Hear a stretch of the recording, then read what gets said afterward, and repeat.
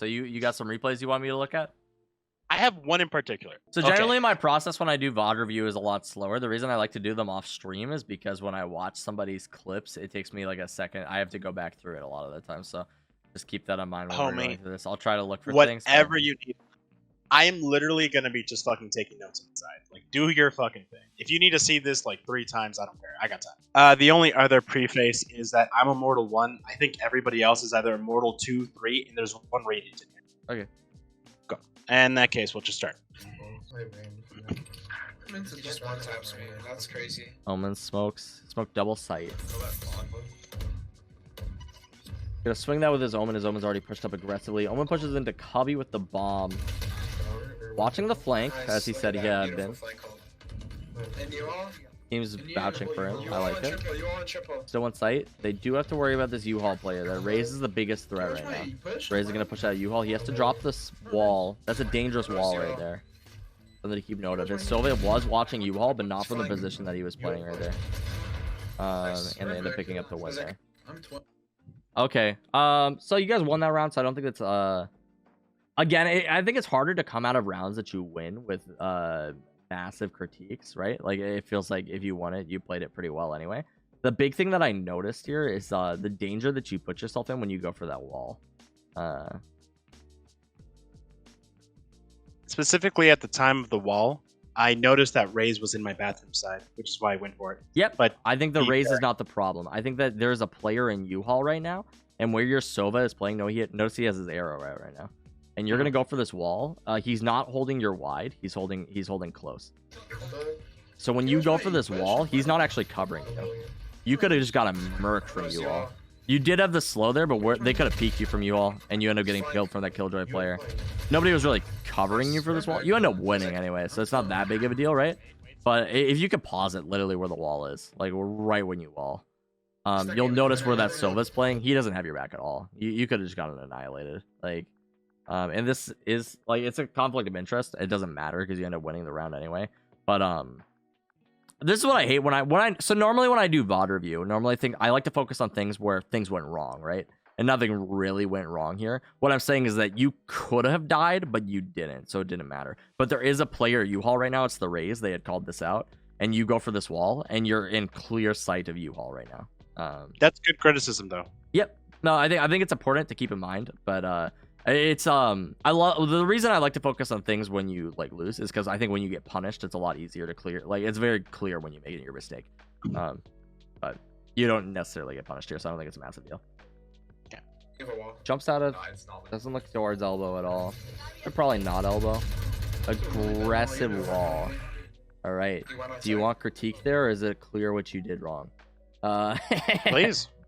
I think the aggressive push into CT during the time frame was probably a little greedy.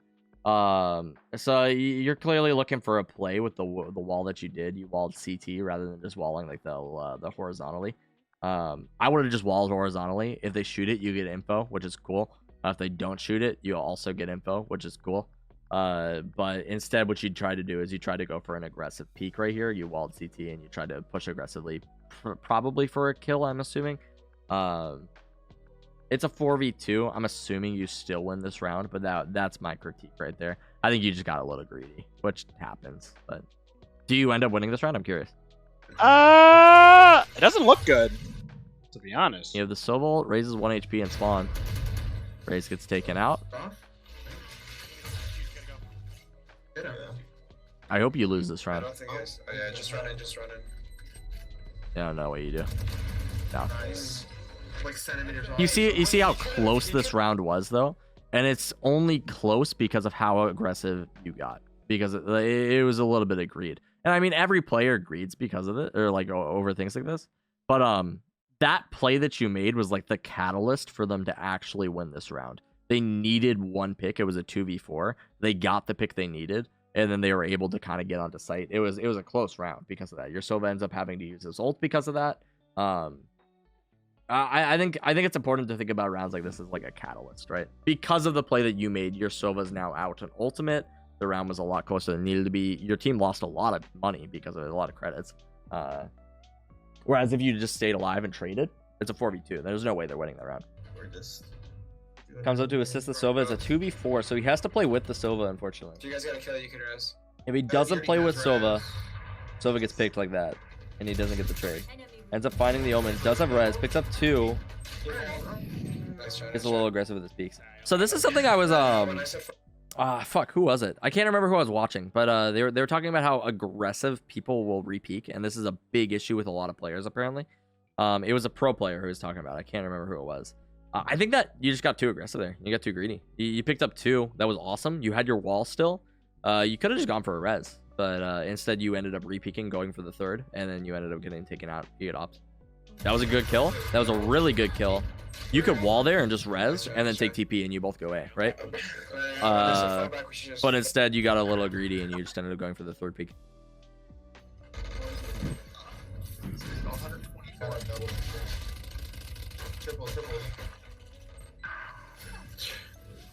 He tagged a lot of them right there. Jet's lit. Reyna might be lit. He could win this. This is winnable. I think he dies, though. I think he dies. 21 HP. Doesn't have time to wait for heal. Ends up getting taken out from an off angle. You got killed from an off angle there. I don't think there's much to do more that you could have done in that situation. Maybe you rewind it a little bit. So I think it rounds like this are a little interesting because it's like in terms of the clutch, I think you played it as well as you could have. But is there a way that you could have prevented it from becoming a clutch, right? I think that's the thing I want to look for here. Okay, I'll start. So you would want to rewind it before your teammates died now. So we did 3-stack B with initially the mental of playing to retake A. Now, even though that's the case, as you see, we do have a person in U-Haul and a person over by bench. So we made the call out, but the positioning was not relevant to the call out. And we voiced that opinion in the pregame of this next round too. But that just kind of is what happened. You just triple stack B, and that was like the decision that you made. I think that's okay, actually. Shower has a stinger. Shower has a stinger. Reyna. He's gonna overheal.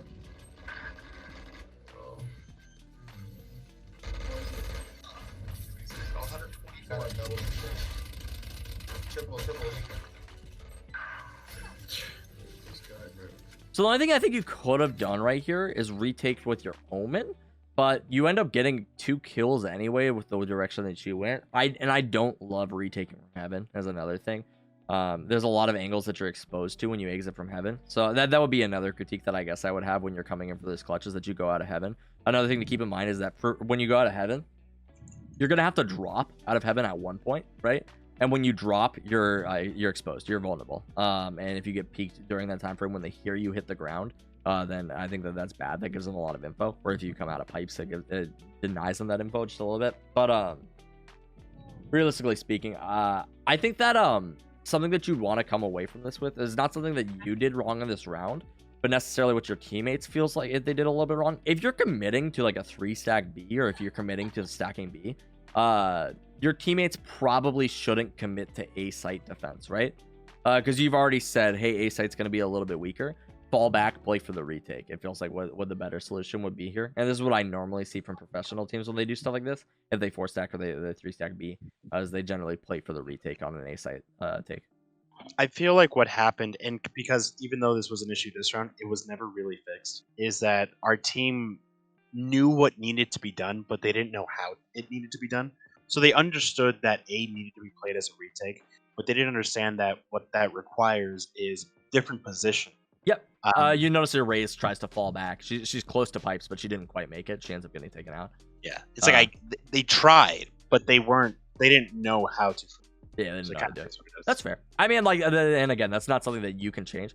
I'm a firm believer. This is what I've ranted about on stream before. It is not your job to make these other guys better players. That being said, one time you're gonna be your team's gonna be triple stacking B, and you're going to be the A player, and you need to understand how to deal with that, right? So like, as long as you come out of this saying, okay, they played that in a bad position and they weren't able to fall back because of this, you'll know next time when you are the A player how to fall back and how to play for that retake. You know.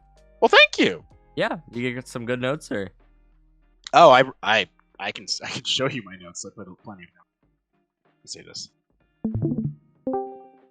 Did you want to see the notes, just so you kind of see what I got out of it? Yeah, I'm curious. I'll send them to you.